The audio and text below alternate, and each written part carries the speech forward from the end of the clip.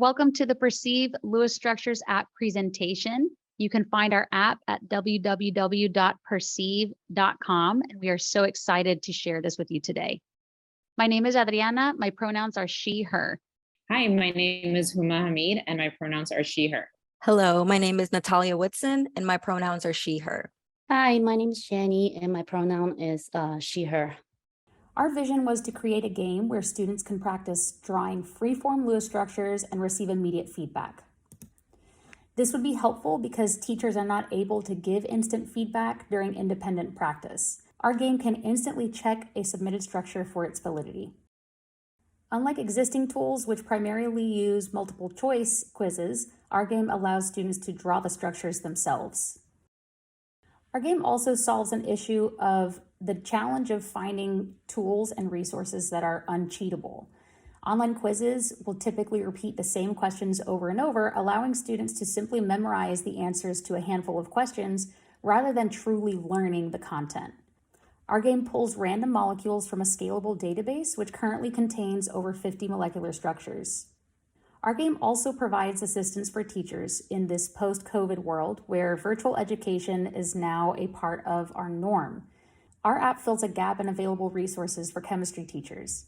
As a former chemistry teacher myself, I originally had the idea for this app when I couldn't find something like it online and needed assistance with giving my students fast feedback when they were learning to draw Lewis structures.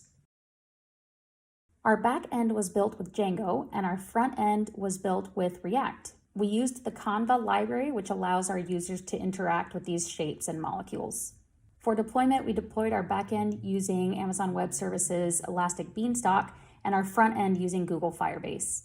I'm going to turn this over now to Jenny so she can start our game demo. We can start the game by clicking the Start Game button. This will make an API call to the database in our backend. In our backend, the database of Atom is created by making calls to the Royal Chemistry and PubChem. The chemical formula is then returned to the front end and sets the initial state for this game, which allows us to track scores and molecular formula to prevent duplicates. It populates the atoms with electrons already placed on stage of the game so you can bond the electrons. As you can see here, we have a beautiful stage.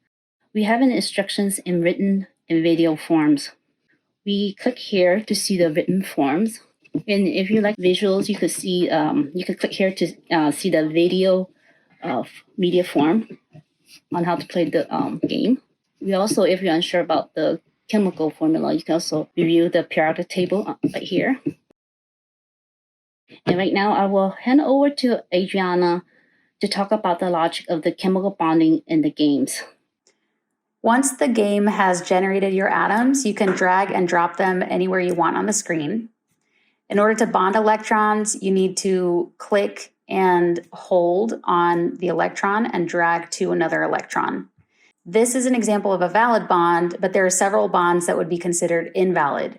For example, attempting to bond one electron to another electron in the same atom is invalid, and you'll receive feedback in this feedback bar.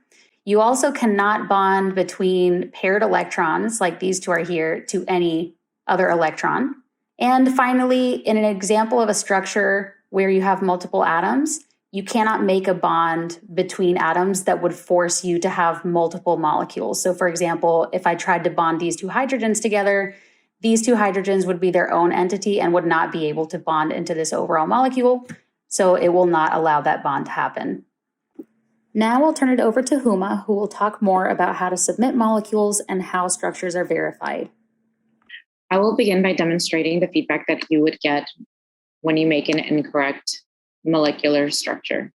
Here, I am connecting my hydrogen to my nitrogen, and I have forgotten to connect the third hydrogen.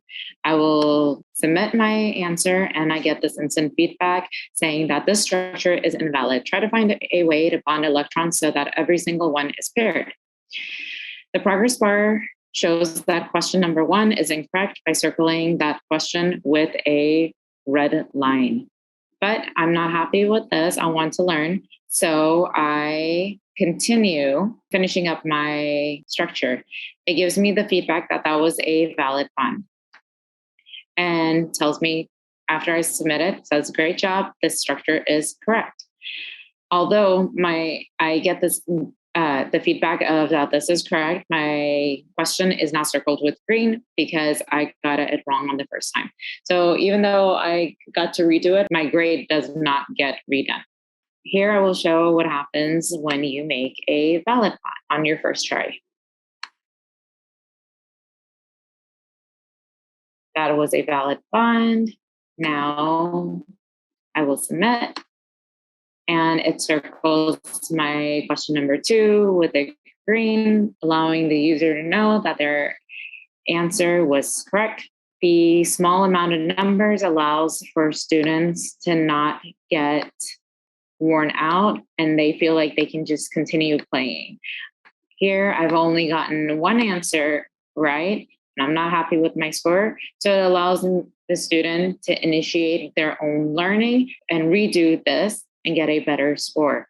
This is helpful because it allows the student to have more control over their learning. And this is also beneficial because, especially for larger class sizes, it allows teachers to make grading a lot easier. Now I will pass it on to Natalia. I'll begin by demonstrating a double bond. Here we have O2. And when bonding atoms, you can right-click and drag your mouse up or down in order to rotate electrons for a neater arrangement. When making bonds between atoms, you can also click to delete a bond. So in this case, I've made a double bond between nitrogen and silicon, and if I want to delete one, I can simply click the line to delete that bond.